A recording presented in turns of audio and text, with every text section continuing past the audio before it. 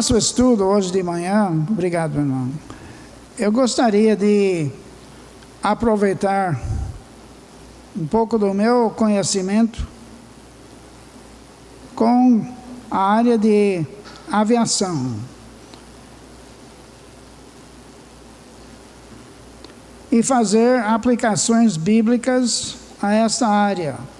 Eu vou procurar não ser muito técnico, que evidentemente não é nosso propósito, mas ao mesmo tempo fazer as devidas aplicações. Nós vamos ouvir um pouco sobre o movimento de aviação. Ok, o primeiro slide, por favor. Não dá para ver muito bem, eu sei que o problema de PowerPoint é esse, mas para... Está vendo a tecnologia? Para vocês que estão nos lugares premiados aqui na frente, pelo menos eu vou mostrar esse mapa que estamos tentando mostrar no PowerPoint também. Isso aqui é o movimento aéreo às 22 horas sobre nosso Brasil. Dá para ver esse lado aqui, que é a costa, que tem o movimento mais intensivo. E outras áreas menos, mas de qualquer jeito. Como é que isso tudo pode funcionar sem resultados tristes? Vamos escutar um pouco.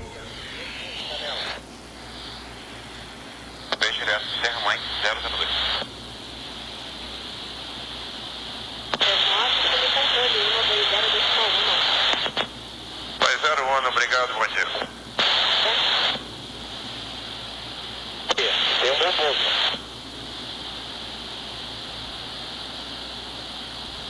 Patrulha, bom dia. Eu vou no 777, decolou o livramento que é o SPEC. No 777, muito bom dia. Contato radar ao 370, fazendo Inobrado. Deve Inobrado 370. Dá para entender o que eles estão dizendo? Porque estão falando português. Mas o problema, evidentemente, é que estão falando a língua técnica, a língua deles. Que eu devo explicar um pouco como é que eu entendo. Não sou piloto, já pilotei avião, mas não diga a ninguém não. Viu? Mas Deus, desde a minha infância, realmente me deu um interesse muito bom pela aviação. Dentro da minha carreira de jornalismo, eu tinha oportunidade de especializar 6 anos, dentro da área também.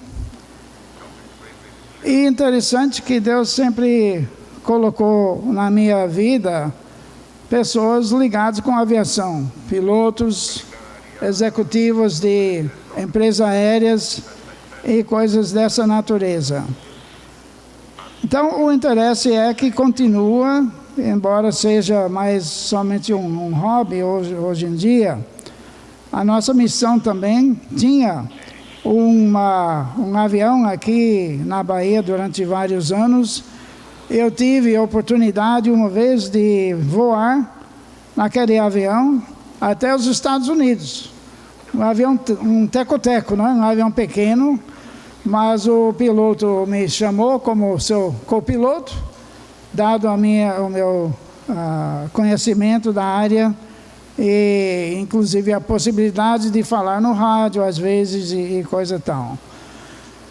Então, eu tenho visto muitas comparações entre a área de aviação e o que Deus quer em nossas vidas. Eu queria fazer essas comparações hoje de manhã, fazendo evidentemente referências à palavra de Deus também.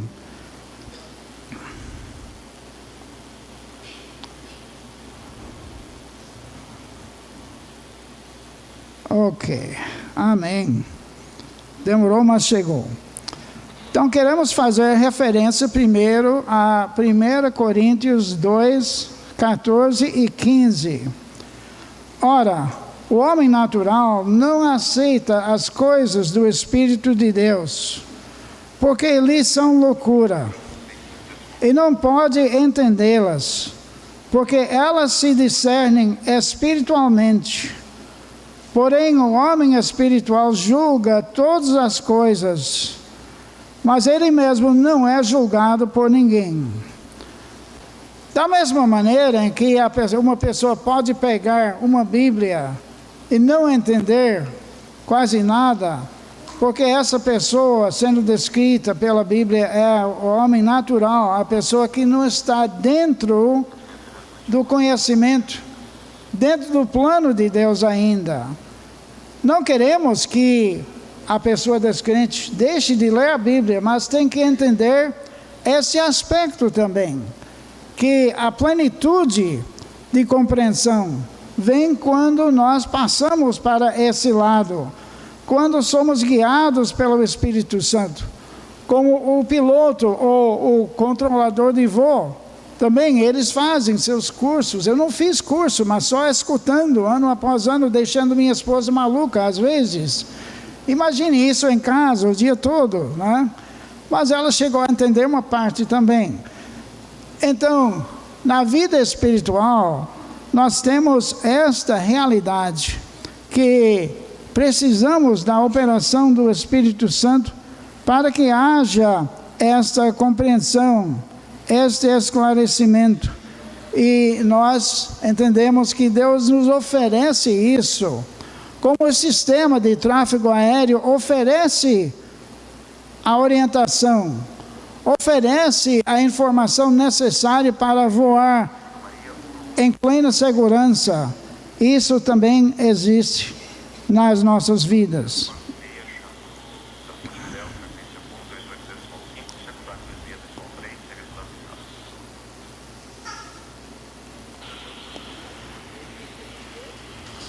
De novo, para os mais frentistas, estou mostrando aqui um mapa de como chegar ao aeroporto de Congonhas. Para quem já foi lá, sabe que é um dos aeroportos mais movimentados do Brasil e mais complicados. Durante alguns anos eu deixei de aceitar voos para aquele aeroporto porque me dá medo. Mas depois, pelo fato de termos um filho morando perto, eu deixo esse medo de lado. De qualquer maneira, o que eu quero ilustrar com isso é para a pessoa chegar àquele destino, aquele aeroporto de Congonhas, em São Paulo, tem que seguir esta rota final. E é muito específico isso. Inclusive, tem um sistema chamado ILS, que não quero ser muito técnico, mas ILS na simplicidade, tem um sinal que vem exatamente para o centro da pista, e outro sinal que faz o que é chamado rampa. O piloto que segue esses dois sinais assim, vai chegar onde? Exatamente na cabeceira da pista para pousar com segurança. Nossas vidas também têm que seguir o que Deus tem para orientação para nós, especialmente sabendo qual é o nosso destino. É o céu, não é o aeroporto de Congonhas, não, mas é o céu, e Deus nos orienta como chegar lá. Provérbios 3, 5 e 6. Confia no Senhor de todo o teu coração e não te estribes no teu próprio entendimento. Reconhece-o em todos os caminhos e Ele endireitará as tuas veredas. Eu, nos meus conhecimentos de pessoas envolvidas na aviação, tive o privilégio de conhecer alguns controladores de voo. E um especialmente era muito amigo meu na igreja Betânia de Stella Maris, porque ele, além de ser controlador de voo, irmão em Cristo, o nome dele era Ricardo. Imaginem isso. E Ricardo não sei, eu espero que ele esteja vivo. Ricardo é carioca. Então, os dias que Ricardo estava de serviço, Eu podia saber quem era ele, porque ele dava as suas instruções, né, com aquele sotaque do Rio de Janeiro. Então, surgindo coisas interessantes, diferentes, na próxima vez que a gente se encontrou, a gente conversou um pouco, Ricardo, como era isso, aquilo e tal, mas eu fiquei refletindo numa realidade da aviação. O comandante de um Boeing, especialmente de um Boeing grande, ou Airbus grande também, ele ganha um salário muito bom, relativamente, né? E Ricardo, como sargento da aeronáutica, ganha uma fração daquilo. Mas, no movimento do tráfego aéreo, quem mandava? O comandante ou Ricardo? Era Ricardo. Quando o Ricardo dizia, vire à esquerda, vire à direita, sobe, desce e tal, aumenta a sua velocidade, diminua a sua velocidade, a palavra de Ricardo foi aceita na hora. Não havia tempo para debater ou questionar, Ricardo, por que você quer isso, aquilo? E Deus está querendo esta mesma obediência, essa mesma fé em nossas vidas, confiando de todo o coração, completa, e assim, deixando que Ele endireite os teus caminhos. Às vezes é necessário para um avião sair um pouco do caminho por causa de mau tempo, tudo isso, mas o controlador, acompanhando no radar, ele aí pode endireitar, levar aquele voo para o lugar certo. Confusão, não é? Isso aqui é a área de tráfego aéreo de Brasília. E eu pensei no estudo hoje de manhã, na escola dominical, viu, Diego? Muita gente fala, todos os caminhos levam a Deus, ou todas as religiões. Imagine se alguém tivesse esta ideia, querendo chegar a um certo destino. Vamos falar logo, querendo chegar a Salvador. Então, desejando isso, teria de pegar uma dessas rotas aqui, porque todas essas são como se fossem estradas no céu. Tem até número, não é BR não, mas tem números. E o piloto, desejando ir para Salvador, ele sabe qual é a sua rota. Não pode pegar outro. E nós vamos daqui a pouco falar de um evento triste, quando o piloto pegou uma rota muito errada. Mas o piloto, assim, entendendo isso, orientado pelos Ricardo da vida, ele vai pegar aquela rota. Agora, 2 detalhes também intrigantes sobre isso. Aquele lugar no meio é realmente um sinal rádio que é emitido em 360 graus, ou assim, num círculo total. Quando alguém pega a rota certa, tem um certo número de bússola, uma certa rota. Se ele, por algum capricho dele, preferir variar só um pouquinho, digamos que a rota deve ser 170. Ele diz, eu não gosto de 170, eu vou pegar 171. É uma coisinha diferente só, não é verdade? 1 grau só. Depois de 1 hora de voo, essa diferença que inicialmente é assim, vai ficar cada vez maior. E ele, se insistir nesse erro, não vai chegar nunca ao seu destino, a não ser que haja finalmente uma correção. Pessoas na vida espiritual procuram isso também, variar só um pouquinho do que aquilo que a Bíblia ensina, do que a igreja está ensinando, só um pouquinho. Só que depois de algum tempo, não 1 hora, mas alguns dias, né, a diferença já é maior. E as consequências, somente a vida vai determinar isso. Tem outro detalhe parecido com isso. Os rádios de aviação, hoje em dia, são mais modernos, me lembro que quando não era tão bom, são rádios digitais. Nós temos muita coisa digital que nós usamos. Mas o rádio digital de aviação também é muito exigente. Não admite variação, não. Por exemplo, um certo controlador está numa frequência 128.275. Só isso. 128.275. O piloto, não sei se seria por capricho, acho que seria por engano, ao invés de botar .275, ele bota .28, que é a próxima na sequência. 275 ou 28. Uma diferença pequenininha. Só que tem uma coisa, ele pode ficar chamando o Ricardo o dia todo naquela frequência errada, não vai ouvir o retorno. Porque está variando um pouco, mas esse pouco torna-se muito grande. Então nós não devemos diminuir nada dos esclarecimentos que temos da Bíblia, que Deus colocou para as nossas vidas. João 14,6, Jesus esclareceu isso muito bem. Respondeu-lhe Jesus: eu sou o caminho e a verdade e a vida. Ninguém vem ao Pai senão por mim. Todos os caminhos levam a Deus, diz o mundo. A realidade é bem outra. E Jesus deixou bem esclarecido, inclusive, há um só caminho.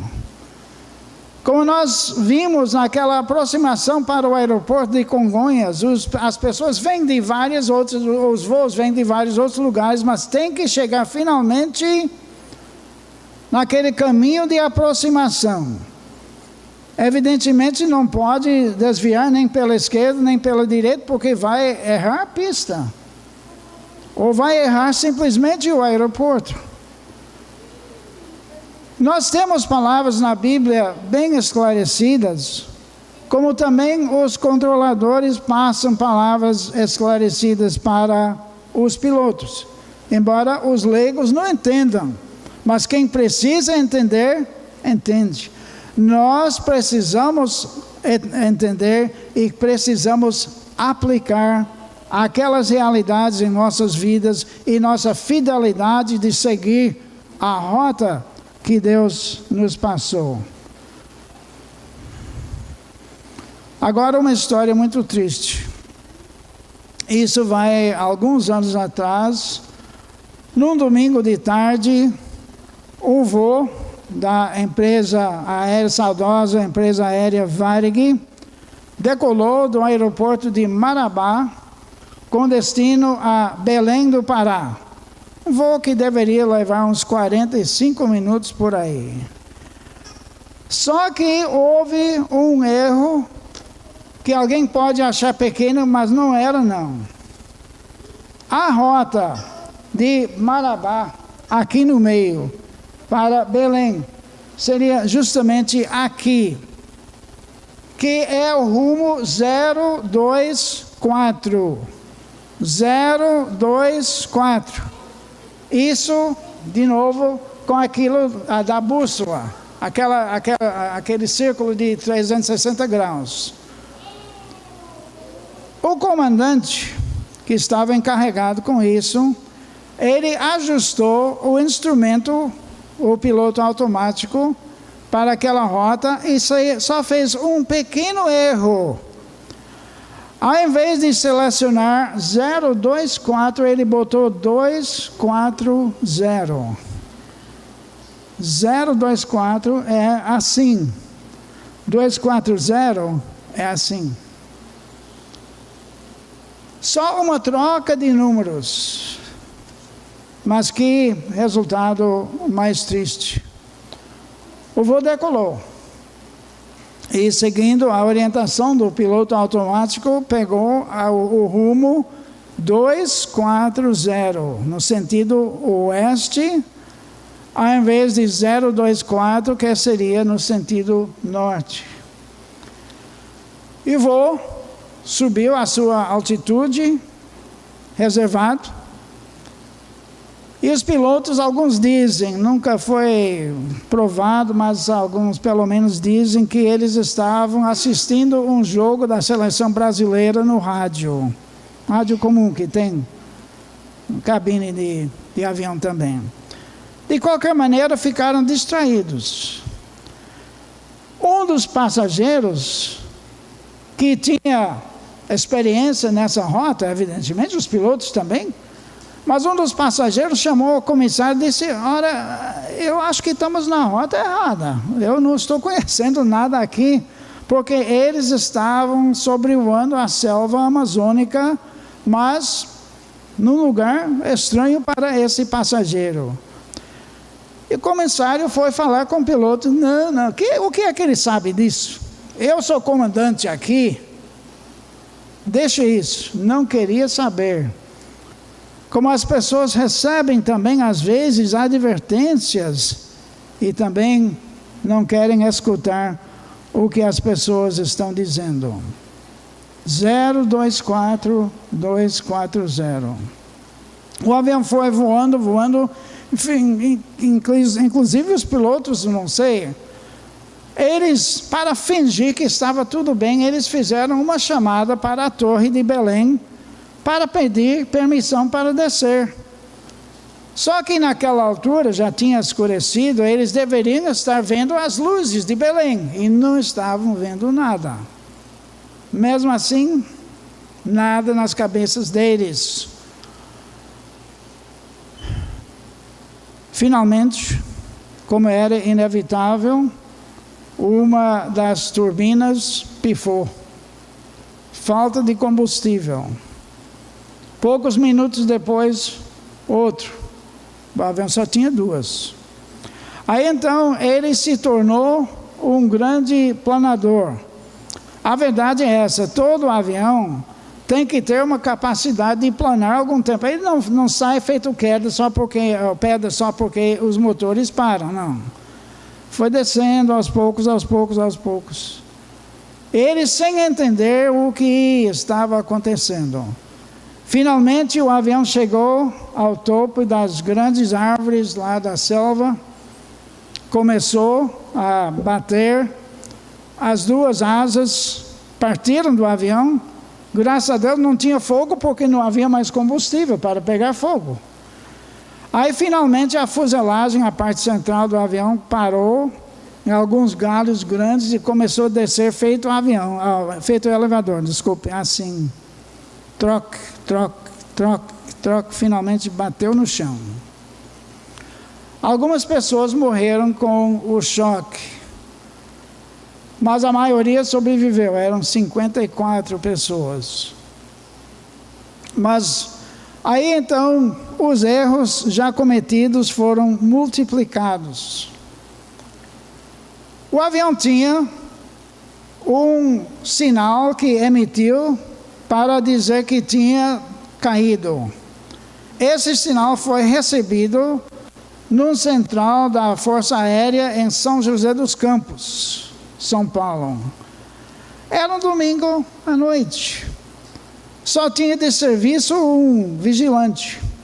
Mas o vigilante tinha suas instruções, ligou para o coronel: coronel, estamos recebendo um sinal de emergência aqui. Ele disse: amanhã a gente vai ver isso. Imaginem, domingo à noite, o coronel está em casa, naquele conforto, não queria saber. Aí o dia seguinte eles tinham interesse, mas o sinal tinha pifado, porque a bateria só tinha algumas horas de vida e pronto. Bom, para não prolongar a história, mas eu só vou chegar ao fim desse. O resgate só chegou na quarta-feira, por causa dessa série de erros, não só pelos pilotos, mas pela própria aeronáutica. Aliás, mesmo assim, só porque 2 homens resolveram andar a pé pela selva até uma fazenda. E nessa fazenda tinha rádio amador, e lá eles falaram que tinha um avião caído na região. Mesmo assim, com outros atrasos, e no meio disso mais pessoas morreram, por causa dos ferimentos, ou choque e tudo isso. Então, finalmente houve 11 pessoas que morreram. Não havia necessidade que ninguém morresse, mas aconteceu por causa dessa série de negligências. 2 Pedro 3:9 diz: não retarda o Senhor a sua promessa, como alguns a julgam demorada. Pelo contrário, Ele é longânimo para convosco, não querendo que nenhum pereça, senão que todos cheguem ao arrependimento. Isso evidentemente está falando da vida espiritual. Deus não deseja que ninguém pereça. Mas por que acontece? Porque as pessoas não querem ser guiados por Ele, pela palavra dEle, não querem o Espírito Santo habitando as suas vidas, orientando as suas vidas, não querem ouvir as vozes de conhecidos crentes, de pastores, pregadores crentes, não. Seguem nos seus próprios caminhos, vão no 240 ao invés do 024. E o resultado é este.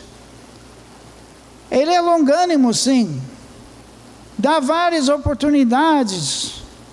Os anos de vida que as pessoas ficam ouvindo a palavra. E mesmo assim, continuam na sua própria rota, no seu próprio caminho. Achando, como o Diego sugeriu hoje de manhã, não, que a religião certa é essa, aquela e tal. Isso aí dos crentes eu não quero saber, não. Mas nós temos a voz de Jesus fazendo o seu apelo ainda para as pessoas nessa situação. Apocalipse 3:20, ele diz: eis que estou à porta e bato. Se alguém ouvir a minha voz e abrir a porta, entrarei em sua casa e cearei com ele, e ele comigo. Este é o convite que Jesus faz a todos que estão fora da rota, todos que não estão recebendo a orientação de Deus, não porque não exista, mas por causa da rebelião, por causa da descrença. Um piloto tem a opção de desligar também seus rádios. Tem a opção de não querer ouvir os Ricardo de baixo. E essa é a opção que nós temos em nossas vidas também. Jesus chama, Jesus convida. Deus não quer que ninguém pereça, mas cabe a cada um determinar se vai ou não vai aceitar esse convite e receber a salvação, a vida eterna, a presença do Espírito Santo na vida, orientando no nosso dia a dia, sabendo que Ele vai nos colocar naquela rota final, naquele caminho final que leva para a presença dEle no céu. Deus é longânimo, mas a sua longanimidade termina um dia, talvez termine com o dia da morte. Vamos aproveitar o dia de hoje e o convite que Ele faz. Oremos. Amado Pai, te damos graças porque Tu és fiel na Tua atuação em nossas vidas. Temos, ó Deus, tanta orientação de Ti, tanta direção para os nossos dias, E, ó Pai, nós Te louvamos pelo Espírito Santo que habita em nós, que somos o Teu povo. Por outro lado, ó Pai, queremos Te rogar por aquele amigo ou amiga que ainda não aceitou a Cristo como Salvador. Ó Pai, que haja despertamento, que haja, ó Deus, desejo verdadeiro de se colocar nos braços de Jesus, sabendo que Ele vai nos levar até a Tua presença no céu. Louvamos, Senhor Deus, por todos os Teus cuidados, por todo o Teu amor. Pedimos que Tu nos despeça agora na Tua graça, trazendo-nos de volta à noite, para recebermos mais da Tua alimentação. Em nome de Cristo. Amém. Amém.